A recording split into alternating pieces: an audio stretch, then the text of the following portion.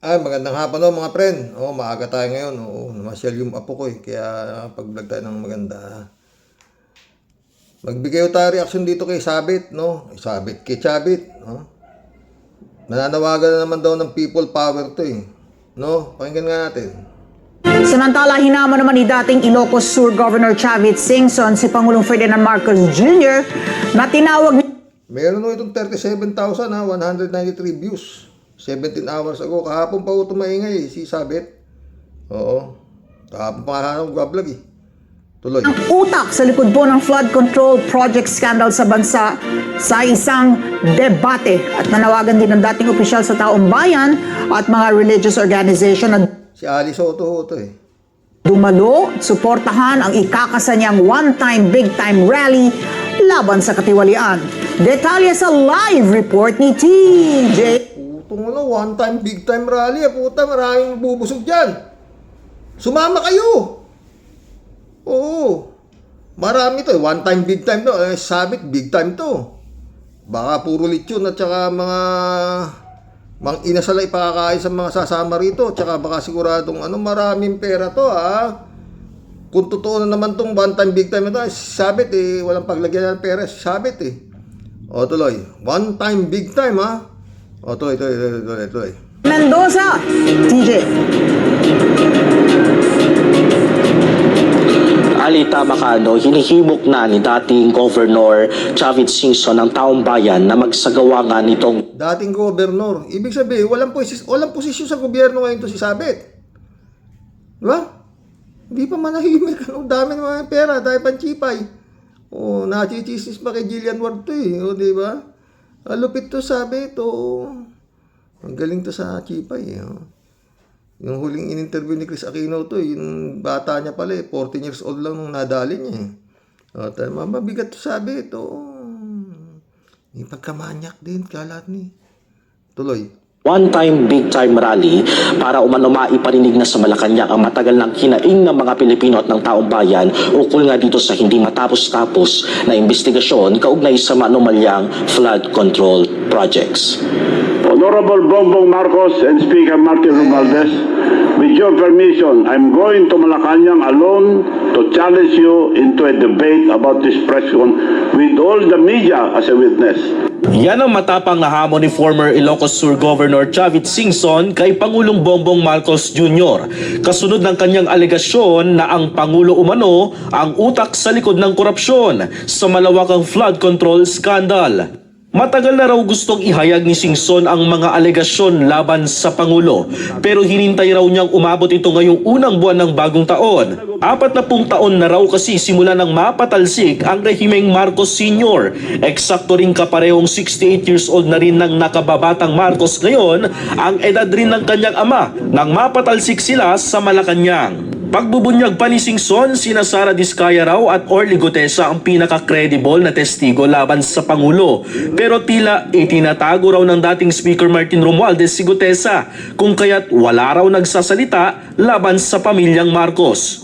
Pero para maiparinig raw ang sigaw ng taong bayan sa Pangulo, We will schedule a one-time big-time rally and Malaki yan mga friend. Huwag papayag pag hindi isang bulyo ang bigay kada isang ulo. Pag hindi, huwag na. O kaya, kunin nyo na lang. Rarali lang kayo dun eh. Malaki to, malaking pera to. Tsaka baka masarapan yung chibog. Ito, one time, big time. Parang derby ah. One time, big time. Tuloy, Sabit. nakikiusap ako sa lahat ng religious organization, lahat ng nagmamahal sa ating bansa, lahat ng ayaw. Visit ka ba't hindi nung panahon ni Duterte ka nagagaganyan? Tsaka teka Sabit. Kinampanya mo yan ah. Kinampanya mo yan? Ba't nagkakaganyan ka ngayon? Problema mo. Ako problema taon to. Excellency. Baka pwede mo naman diinan to. Ha? Nagtatawag na to ng gulo na hanap nito. Nanawagan na, one time, big time, Lulusubin daw yung Malacanang. Tuloy mo, Sabit. sa katiwalian, graft and corruption. So lahat, Sino nga gusto mong mangyari? Sabit. Mukhang second childhood na yung ginagawa mo, sabit Ano gusto mo? Sino yung upo mo? Si Sayad. Di ba? Kung magtatagumpay ka, si Sayad ang uupo. Ano tawag mo doon? Mga boss, pag nakabalik yung Duterte, siguro baka maging advisor, parang Enrile ni Sayad. Chabit ka. Patawa ka Tuloy mo. Yan ko kayo, pero magtatanong ako kung kailan yun, but it should be ASAP. And we'll march to Malacanang. Wala pa raw nakakausap si Singson ng mga grupong maaaring sumama sa kilusan para maiparinig sa Pangulong Bongbong Marcos. Matagal na yan, sabit. Merong maisog. May nangyari ba? Wala. Diba, nagrally-rally na yung Iglesia ni Cristo. Wala rin. Hindi pwede yung gusto mo kasi sabit Hindi gaya ng panahon nung nag-superstar ka kay Erap na tungkol sa wedding Mayola. Maganda ang pasok nito nun sabi niya, wedding lord ako pero handa ako makulong. Pero kailangan kasama ko yung Lord of all wedding lord, si Erap. Siya. Yun. Di ba? Hindi naman siya nakulong.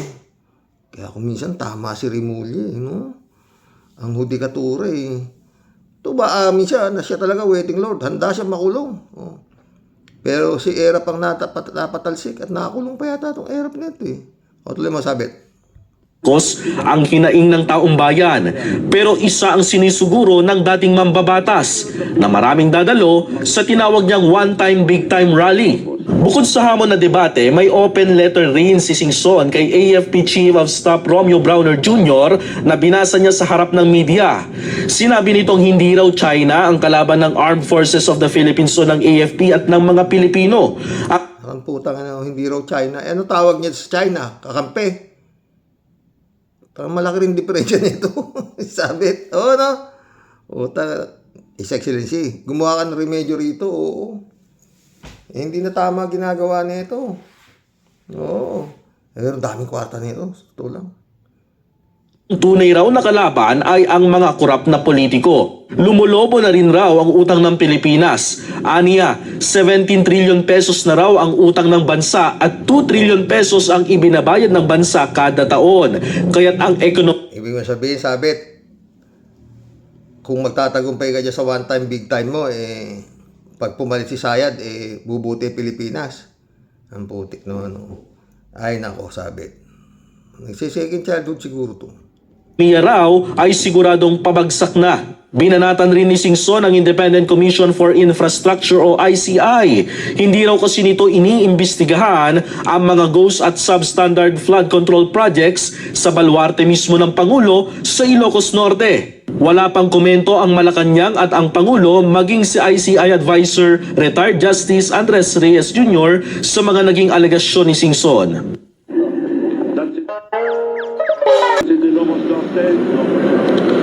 Ali, wala pang ibinibigay na petsa, partikular nga yung kung kailan niya gustong mangyari ito one-time, big-time rally.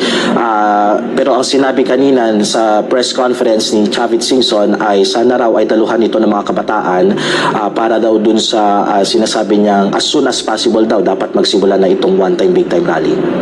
Ali. TJ, ang tanong ng taong bayan dito sa pagtawag ni former Governor Chavit Singson bilang utak si Pangulong Bongbong Marcos dito sa likod nitong flood control scandal ng bansa. Ano ang pinahahawakan niyang, kung tinatawag dyan, resibo, di ba? O anong batayan niya para sabihin na ang si PBBM ang utak sa likod ng skandalo ito?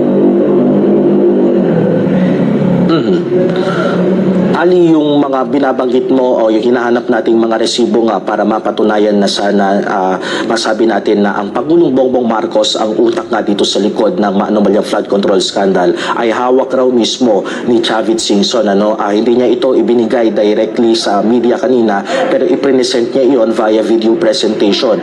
Yung ibang ang bahagi ng video presentation ay aminado siya gawa raw ng AI, pero sabi niya nananatili ang mensahe roon na sana raw ay panindigan ng Pangulo itong investigasyon kaugnay nga sa maanomalyang flood control scandal. Ito rin, Ali, binanggit rin kanina ng dating gobernador na yung pagbabanggit nga ng Pangulo dun sa ilang pages ng GAA noong 2025. Alam raw mismo ng Pangulo yung nilalaman ng mga yon dahil dun sa mga naunang statements ng Pangulo na pinag-aralan niya iyon bago niya i-veto yung ilang mga line items. Pero gayon pa man, lumusot pa rin itong mga maanomalyang flood control scandal dahil daw may basbas ito mismo ng Pangulong Bongbong Marcos. Ali. May nabanggit ba ang former governor tungkol dito naman sa kapipirma lamang na 2026 national budget? Sa akin mga friend, hindi ako niniwala may basbas ni Bongbong. Para sa akin lang ha. Ewan ko sa inyo.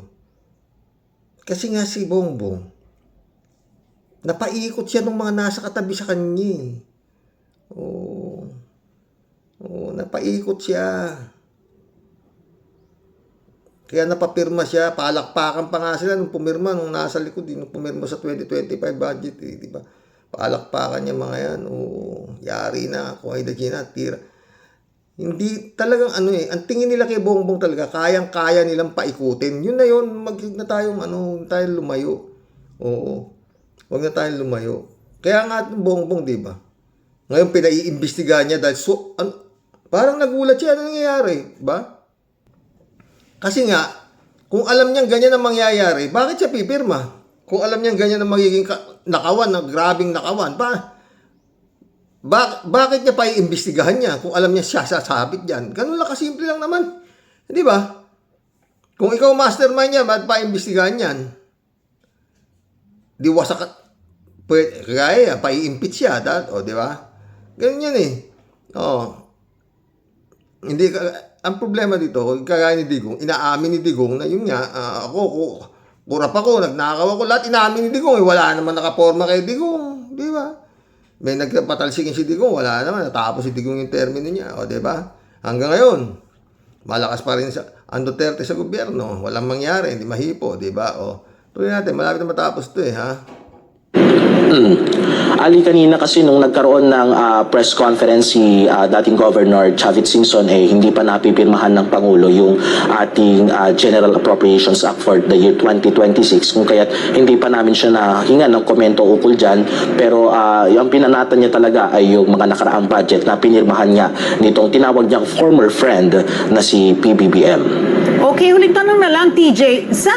Dito, ito ay hamon na magdebate sila ng Pangulo at ni former Speaker Martin Romualdez. Pero dito sa kanyang liham din, kay AFP Chief General Romeo Browner, wala bang nilalabag na batas ang former governor? Ali, naging maingat siya sa mga naging statements niya kanina. Kung tutuusin ay pwede mangyari sa kanya yung nangyari kay General o dating General Romeo Pocis, yung paglabag nga dun sa Article 142 ng Revised Penal Code, yung inciting to sedition. Pero inabangan namin yung magiging statements niya during the press conference, pero maingat siya. Wala siyang mga statements kagaya ng oust PBBM o maging yung mga resigned PBBM. Ang sinabi niya kapag nagtatanong ang media, sinabi niyo yan, hindi ako nagsabi niyan. Ganun siya magsalita kanina sa amin, Ali. Kung kaya't naging maingat siya sa statements niya, ang sinasabi niya lamang ay ibinubulgar niya yung mga naging katiwalian nitong administrasyong Marcos, pero hindi niya sinasabing bumaba na siya sa pwesto. Whistleblower ka pa pala ngayon, Sabit. Teka, Sabit. Mayroon kang mga nakasampang kaso sa'yo. Yung yung kababayan mong babae, abogada, sinampang ka, di ba? Yung sagutin mo. Ito, Sabit, Ito, pinakagmamalaki ng mga DDS, Duterte Legacy. Ito sana mo, pabahay ni Duterte. Ito sana muna paimbestiga mo. Dito ka muna. Ito ang gusto mong ibalik. Sabit, pakinggan mo. What the fuck?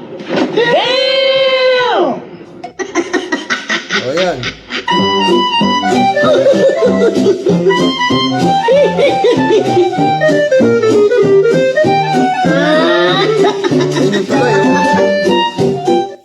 Start ng housing project na ito sa Barangay Cabaluay sa Buanga City. Tahimik, walang katao-tao, at kaysa na dumato ang iyong paningin, itong mga housing units na hindi natapos ang iyong makikita.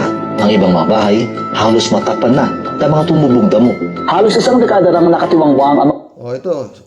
Duterte Housing Project, naging ghost town. Oh. Daan-daang housing unit sa Zamboanga City, di mapakinabangan. O, ito pa imbestigahan mo, sabit. Ito gusto mo ipalit, sabit. Ibalik mo ito. Putsi, second childhood ka lang, Brad. Tumakbo ka na kaya Pangulo. Total, magaling ka eh. housing units dito sa Barangay Cabaluay. Kaya naman, ang ilan sa mga bahay dito ay unti-unti lang nasisira. At meron naman ay hindi talaga natapos, tulad ng bahay na ito. Nakumpleto naman ang structural frame ng karamihan sa housing units. Pero ang ibang mga bahay, wala pa mga bubong, bintana at pinto. Hindi pa rin tapos ang mechanical, electrical at plumbing sa karamihan. Ayon sa National Housing Authority, bahagi ang housing project na ito sa Government Employees Housing Program na pinunduhan ng 100 million pesos noong 2020. Higit siyam na rang bahay sana ang itatayo dito sa mga kawani ng gobyerno at iba pang kwalipikadong individual. Takin mo yan, sabit. Ang gusto nilang itayo sana rito ay isang 2-story, 8-classroom building na may target completion ng January of 20. Ito, Bill. Selvino Lubos. Vocational High School. Budget, 29.3 million. Date started, July 2017. Target completion, date, January 2018. Project status, terminated. Oh, sabit. 2018. Hindi na nila itinuloy ang project na ito at sa ngayon, ito na yung ganyang kalagayan. Tingnan natin. Magsisilbisa ng mga silid-aralan para sa halos 200 elementary student ang school building na ito sa Cabiao, Nueva Ecija. Pero hanggang ngayon, hindi ito mapakinabangan dahil ang gusali inabandona at iniwang hindi tapos. Unti-unti na rin nasisira ang ilang bahagi nito. Second floor, parang hinuhusan lang ng semento. Tingnan niyo yung loob ng classroom. Parang nilagyan lang ng hollow blocks at saka semento. Iniwan ng ganyan. At sa sobrang tagal na hindi nagamit yung school building na to, yung mga jealousy, nagkabasag-basag na. Tapos ang pinakamalungkot ay itong blackboard. At sa sobrang tagal, inanay na siya. Ganito na itsura. Puta ko, kumita na sila dyan. Putang ina, ganyan na lang yan. Di naman nila pera, di ba? Pera ni Juan de la Cruz. At tapos si Chavit, kung makabunga nga, kala mo naman yung iuupo niya, matino. Ulul din to eh, no? Basics, ang aralin po ay... Kaya ang mga mag-aaral nagtitiis sa isang lumang silid. At sa ilang pagkakataon, nalalagay rin sila sa panganib. Kinailangan na nilang tumulay sa mga upuan dahil ang kanilang classroom inabot na ng baha. Nasa public school na nga sila, tapos ganito may gagawin nila sa mga bata. Paano magiging pag-asa ng bayan ng mga kabataan nito? Kukuhanin nila yung pangarap nila na dahil lang sa kanilang pansariling interes. Yun ang lulubog sa pangarap ng mga bata nito. Sa Bobo Northern Samar, 2 4-story building naman ang plinanong ipatayo para sa junior at senior high school students. Pero nang amin itong bisitahin, mga bakal at poste lang ang naitayo. Nakakapanghinayang na hindi ito matapos. Magagamit sana ito ng mga guro at mag-aaral para may... Northern Samar ho to. Pera na rin to. Abandonadong paaralan. O, tayo na. Grabe, no? yung quality ng education. Paano humantong sa ganitong sitwasyon ang mga proyektong dapat sana'y pandayan ng kaalaman? Sino ang may pananagutan sa ganitong kapabayaan? Butante. Okay, ay. Tangina, grabe. Paano humantong sa ganitong sitwasyon ang mga proyektong dapat sana'y pandayan ng kaalaman? Sino ang may pananagutan sa ganitong kapabayaan?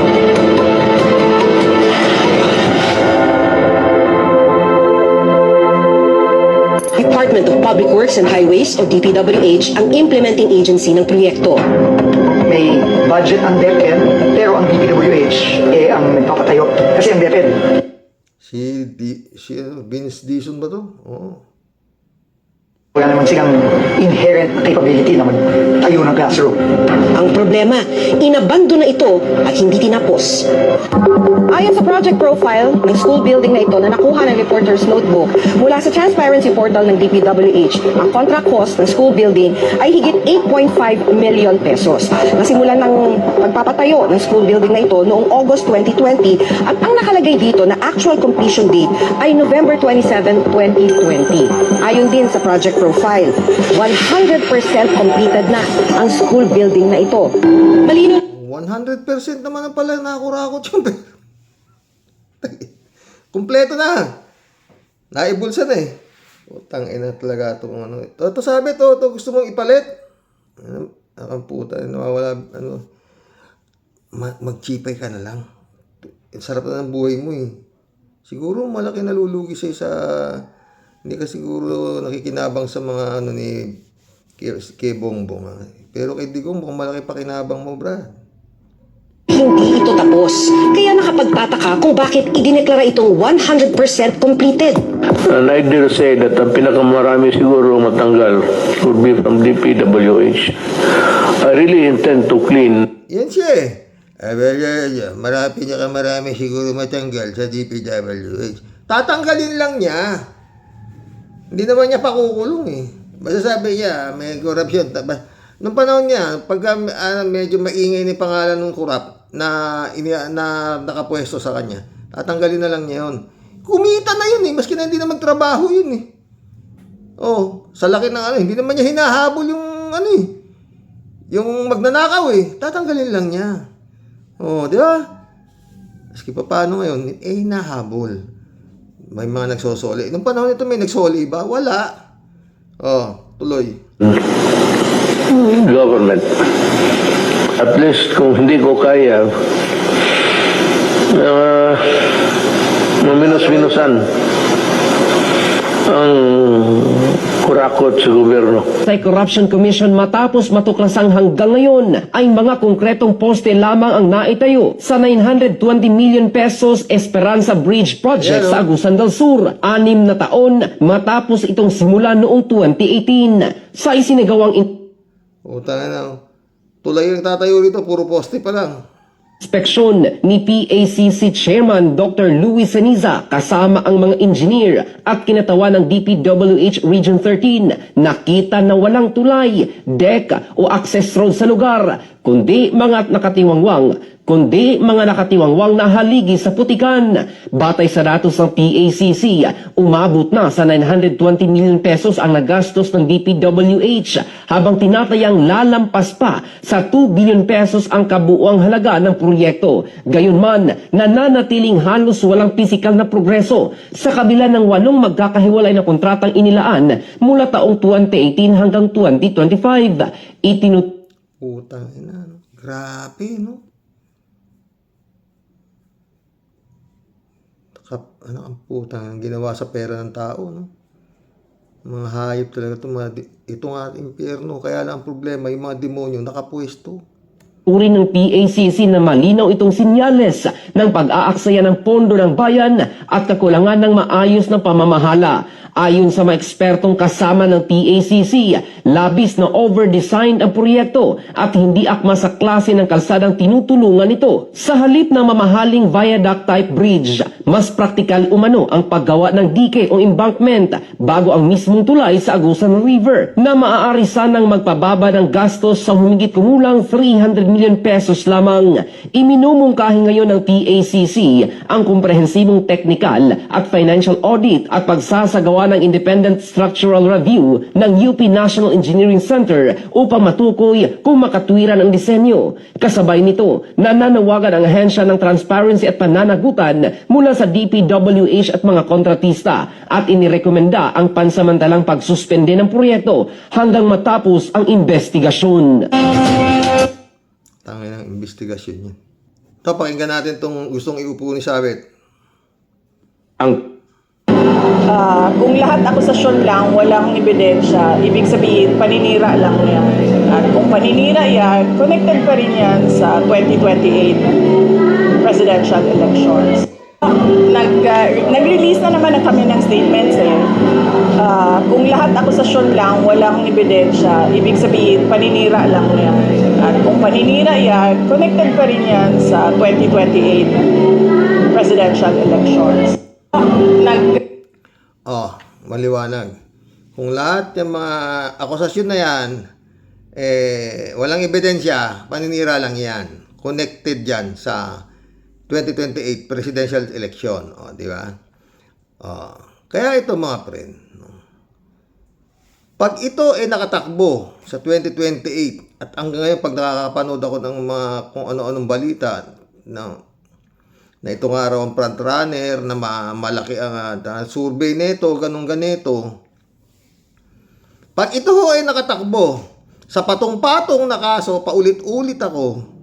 May plunder, may inimpeach na to ng House. Sinalo lang ng Senado, sinalo ng Supreme Court. At ngayon, sa halip na matagal na sanang na-desisyonan tong kung impeach nga to, ano to, may mga kaso pa ho ito. Ang dami, no, mga friend. Tapos makakatakbo. Pag nakatakbo to, isa lang ang ibang ibig sabihin. Ha? Tama si Boying. Ha? Na ang hudikatura sa dito sa atin sa Pilipinas, walang kwenta. Corrupt din. Mataki mo po makakatakbo yan. Ay, anak ng pating. Paano makakatakbo yan? Ang daming kaso. Yung confidential paano? Sige nga. Meron pa yung Madriaga na nagsaturo sa kanya. Ang dami patong-patong na ho yung kaso nito si Sayad. Nanapak ng sheriff. Ano pa? Pinagpapatay yung nangunguna pa rin sa survey ng mga magagaling na surveyor. Tanginan yan. Nakakatawang nakakabuisit mga friend. At yan ang gustong ipulit ni Sabet. Dito,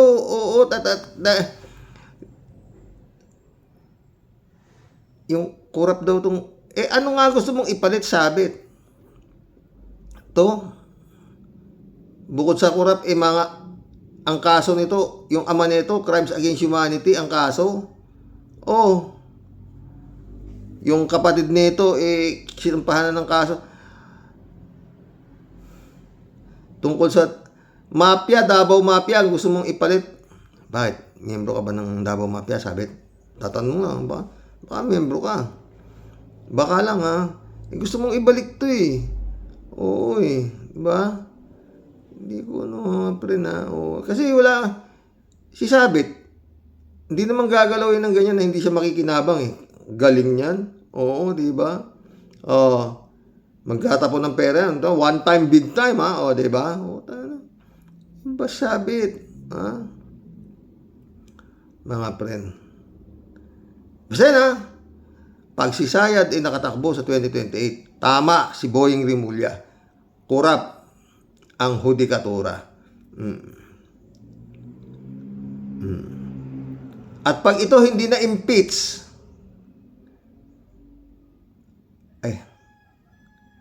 putang ina. Anong klaseng Senado sa Kongreso meron tayo? Di ba?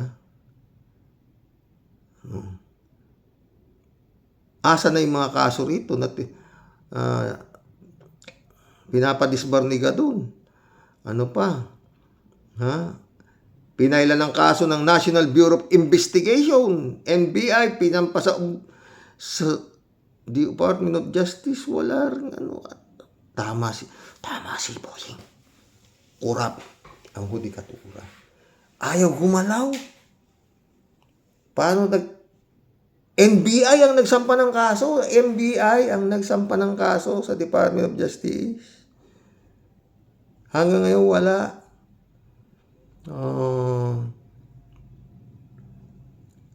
Yung kay Percy Lapid, wala. May sumuko pa si Escollar, diba?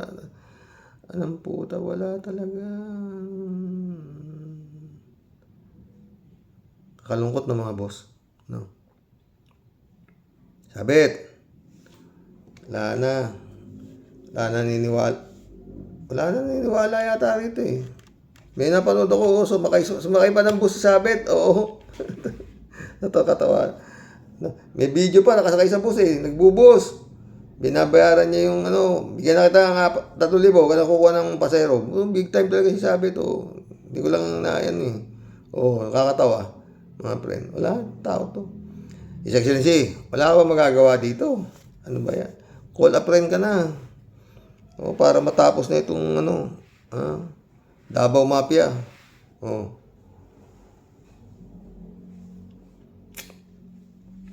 Si Sentry, nauubusan na rin ng si Sentry. Ayaw gumalaw yung mga sinampan niyang kaso. Pero ngayon, baka sakali si Ombudsman, diba? Magkulab na tayo mga friend.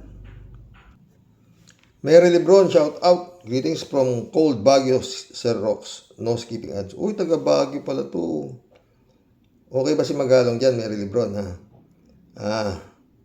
Si puro imbestiga, wala namang na-imbestiga. Debrado Tubico, shout out. Blessed morning, Carox, and to all warriors watching from Edmonton, Alberta, Canada. God bless, stay safe and healthy.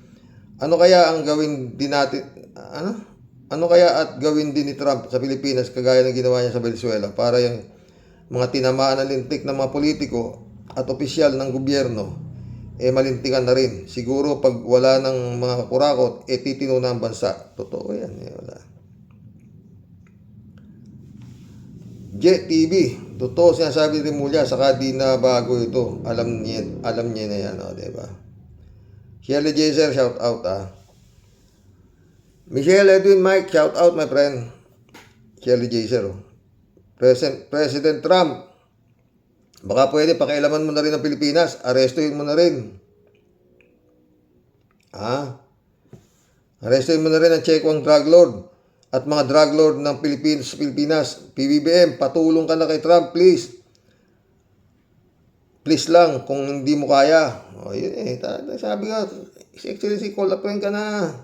Kalat ni Baya, shout out. Sabi Kalat ni Bago, ano ba ang bago sa hudikatura na yan? Matagal ng kurap at mga bayaran ang mga ungas na hudikatura na yan. Tambak-tambak lang. Tambak-tambak lang na pera. Pera lang ang katapat ng mga putragis na yan. Tatay tayo dyan. Iniwala ako sa idyang Kalat ni Kay. Marilo Pabianak, shout out Good evening po tayo sa mga ka-warriors. Tanging batas ni Lord ang di nila mababaliwala. Yun. At tunay na mahiwaga kasi nga nakikita ni Lord ang mga nilalang niya. Di nga po ba si Digong nilalakad ang dapat lakarin. At ang tanong ang lagay ganun na lang malungkot ng katotohanan sa kalakaran ng hustisya sa lupa. Totoo yan. Yan nga po si Lito Lapid sangkot sa fertilizer scam pero nandyan pa rin sa Senado. Hiwaga na naman o kababalaghan. Tama. 3JCO po, sumagot to. Ay, tama ka dyan. Yan din ang lagi kong sinasabi. Si Lord ang naglagay kay BBM dyan sa pwesto. Sa pwesto na yan. Dahil merong dahilan ang Diyos. Ano man yung dahilan na yun, siya lang ang nakakaalam. Kaya hindi nila mapapaalis si BBM sa pwesto unless si Lord mismo ang gagawa yun. Lalim nun, 3JCO pa. Kalat ni ulit Good evening, Kasani. Labatibahin mo na ng patagilid ng mga utak ebak. Na hudikatura na yan, Kasani. Hala, tira. God bless your family. God bless Kalat niya.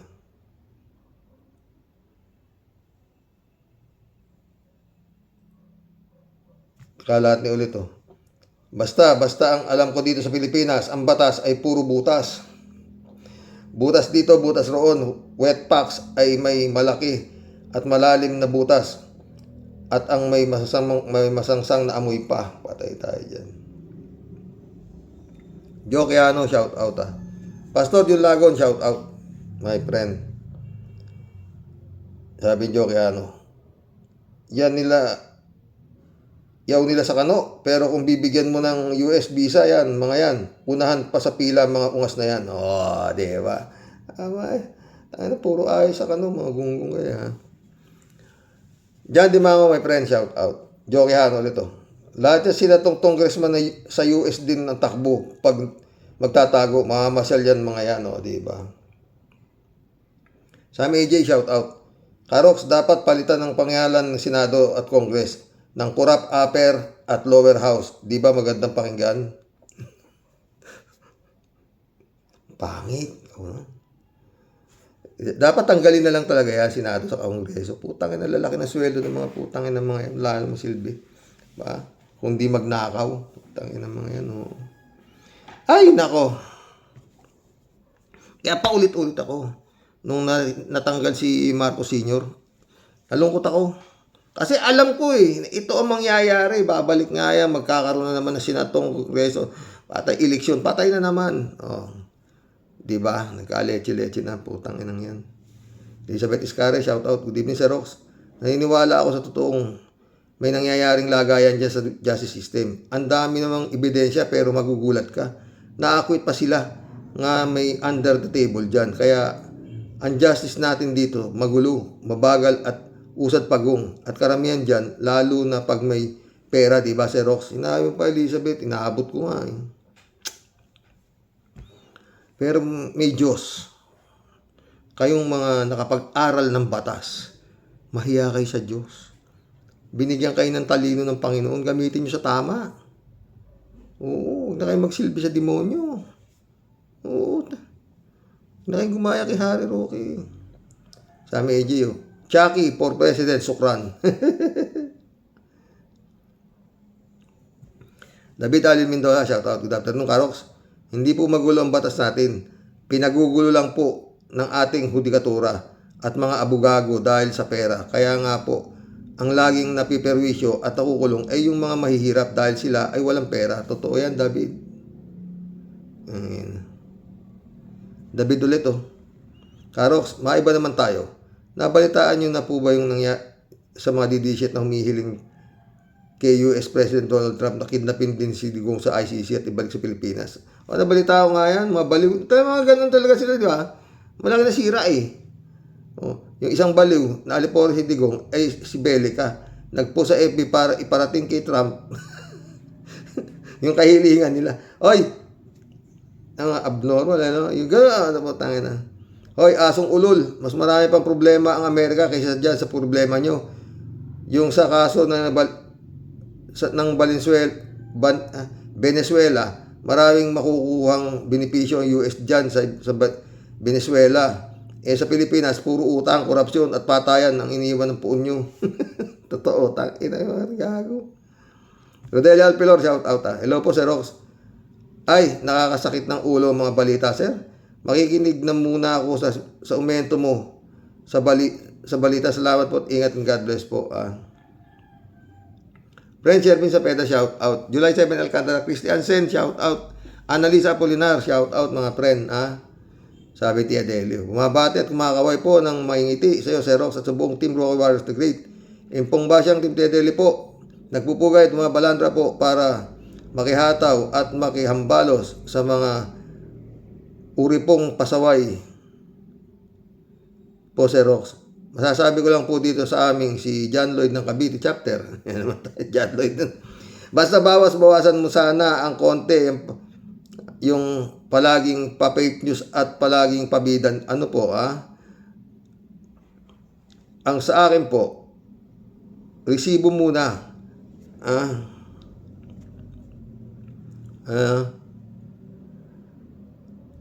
Resibo muna at ebidensya bago po magkukuda para kahit oo papaano.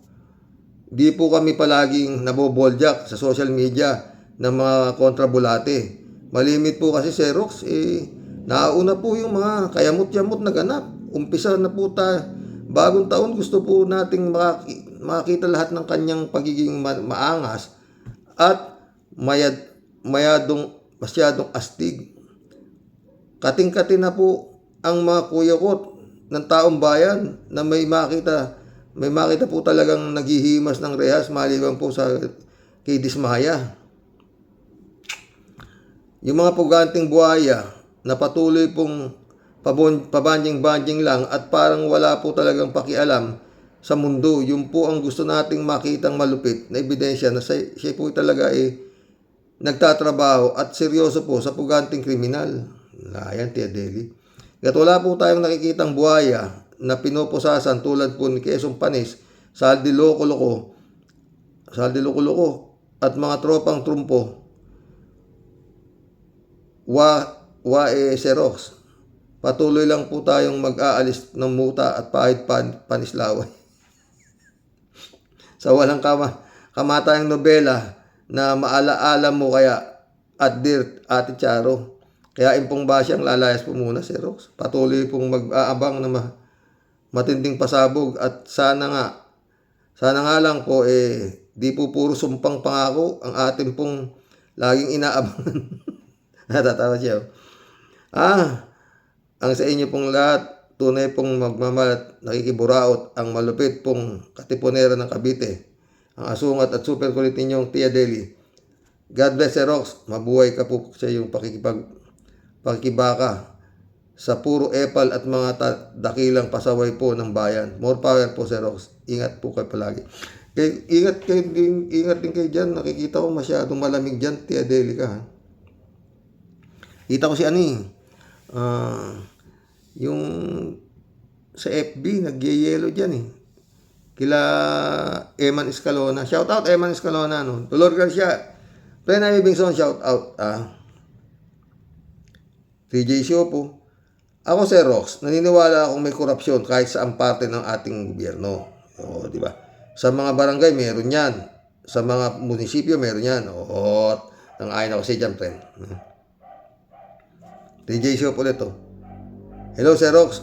Ang nangyari sa Venezuela, hindi po comparable sa kaso ni Gongs D. Si Manang Aimee, kung todo emote na keso, masama daw ang epekto nito sa mundo at Xerox, agree na agree ako dito sa ating Manang Aimee. Talagang masama ang epekto nito sa mga katulad ni Maduro na mga drug trafficking. Alam mo, Xerox, si Maduro ng Venezuela, hindi naman talaga siya ang nanalo sa presidential election. Oo, napanood mo pala, ha? Yung sa itatabi ko, na kanila na totoong presidente, nagtago ng ibang bansa dahil sa banta sa kanyang buhay. Itong si Maduro, ilang beses nang winawarningan ni Trump dahil nagda-drug traffic sa US. Tapos meron pa silang mga armas na banta sa seguridad ng Amerika. Matigas ang ulo dahil siga nga O di yan, kinuha siya ng Amerika. Well, ano ko lang yan, kung baga, hypnosis lang ng buong pangyayari.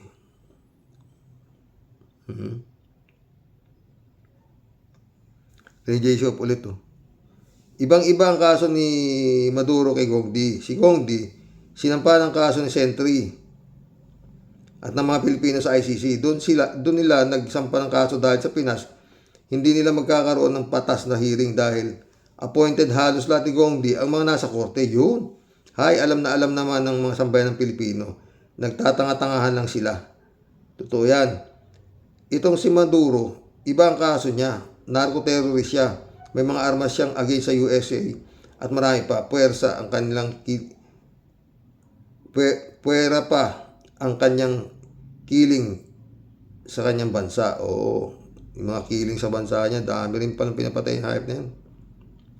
Yari siya ngayon kay Trump. 3J Shop ulit Ito namang si Sabit Singson. Tapos na po ang kanyang panahon. Nung panahon ni Erap, siga pa siya, may kili-kili power pa siya, pero ngayon, iba na ang administrasyon. Kahit may pera siya, di siya makaka-stage ng People Power 3. Si Gong di nga, ginawa ng lahat, di nga nagtagumpay. Kaya parang tanga lang yan Pero one time, big time daw ngayon, puta na. Tagumpay kasi masasama ang hangarin nila at hindi sila pahintulutan ng tadhana. Totoo yan, friend. Tesari, shout out ha. Dapat si Trump ang manghuli doon sa mga nagtatago gaya ni Bantag at Saldico, etc. Totoo. 3J Shop ulit oh. Tawa-tawa Sir Rox. Ang mga DDS nananawagan kay President Trump, tulungan daw si Gongdi na makalabas sa kulungan. Galit po si Trump sa mga drug lord saka Sir Rox. Maraming problema si Trump para intindihin pa niya ang isang Gongdi. Akala nila kung hinuli si Maduro kasi nakikialam ang US sa Venezuela. Hindi ho nakikialam ang US sa Venezuela, kundi ang Venezuela ang nagbanta sa US. Ipapadala nila sa US ang mga terorista at nagbabagsak ng mga cocaine sa US. Aba, babantaan mo ang US, di ka yan. Hinuli ka tuloy. Akalain mo, sa loob mismo ng kanilang bahay, hinuli si Maduro. Wow!